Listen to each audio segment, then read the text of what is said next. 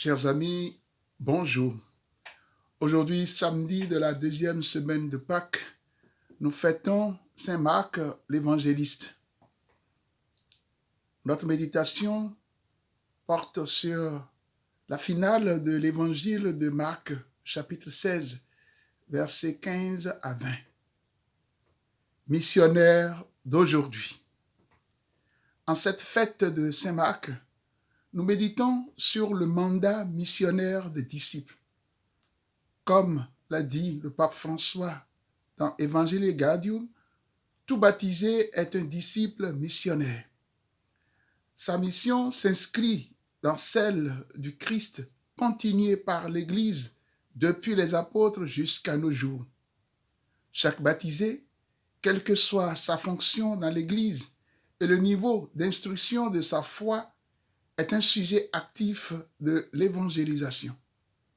Tout chrétien est missionnaire dans la mesure où il a rencontré l'amour de Dieu en Jésus-Christ. Nous ne disons plus que nous sommes disciples et missionnaires, mais toujours que nous sommes disciples missionnaires. La mission est une urgence et une nécessité pour notre monde d'aujourd'hui qui a plus besoin de témoins que de diseurs. Il s'agit de raviver en nous l'élan des origines en nous laissant pénétrer de l'ardeur de la prédication apostolique qui a suivi la Pentecôte. Selon saint Jean-Paul II, nous devons revivre en nous le sentiment enflammé de Paul qui s'exclamait « Malheur à moi si je n'annonçais pas l'évangile » 1 Corinthiens 9, 16. Pour moi, vivre, c'est le Christ. Comment prendre notre part de responsabilité dans l'annonce de l'évangile de la joie, ressource pour l'accomplissement de l'homme et de tout l'homme.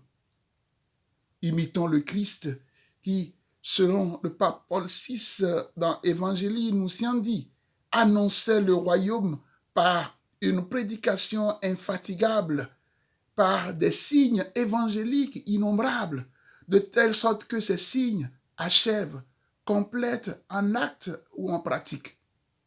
Évangéliser, c'est en effet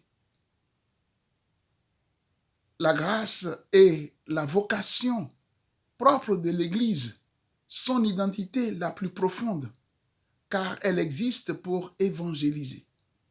Pour l'Église, évangéliser, c'est écouter, prêcher et enseigner, être le canal du don de la grâce, réconcilier les pécheurs avec Dieu, perpétuer le sacrifice eucharistique du Christ, mémorial de sa passion, mort et résurrection, accompagner, discerner, intégrer les fragilités sociétales et prendre soin des pauvres et des petits.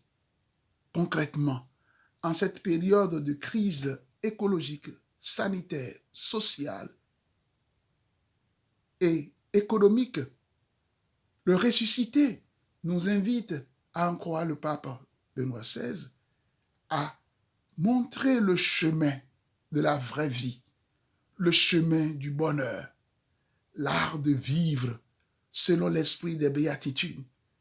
Cherchons, sous la mouvance de l'Esprit Saint, l'agent principal de toute évangélisation, de nouvelles voies pour porter l'évangile à tous par l'humilité, la simplicité de vie, la douceur, la patience, l'expropriation de soi-même, la conversion personnelle, sociale et ecclésiale, l'audace, l'annonce du royaume de Dieu, le kérigme, le dialogue et le goût de vivre en ressuscité.